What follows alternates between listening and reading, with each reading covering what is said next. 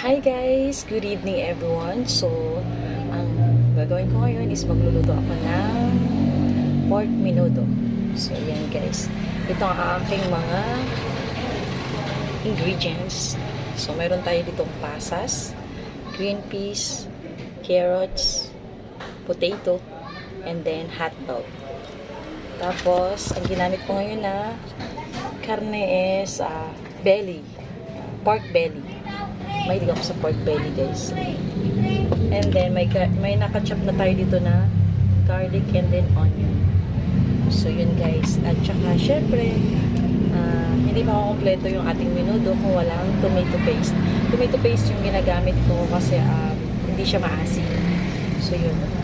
Tapos syempre may ano tayo. May magic sarap. Ay sorry, tissue yan. Magic sarap, ayan. So, yun yung mga ingredients ko na gagamitin. Sige, bye-bye muna guys. Isasalang ko lang ha. Bye-bye. Thank you so much for watching. Bye-bye.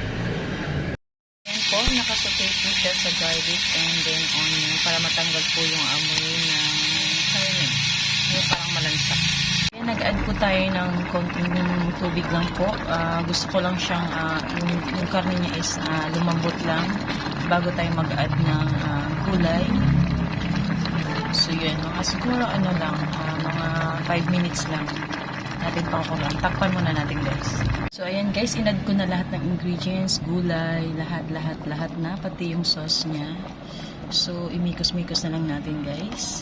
And then later on, ating titikman kung anong lasa nito. Kung lasa ba o adobo. Joke lang. Well, kailangan natin siyang palambutin yung gulay. And then, titikman natin mamaya. Okay, guys? Mamaya na. Kailangan nating takpan. Nilagyan ko na rin siya ng pamintang durog. Kaso hindi ako nakabili ng sili. Maganda sana ito may sili. Maraming sili.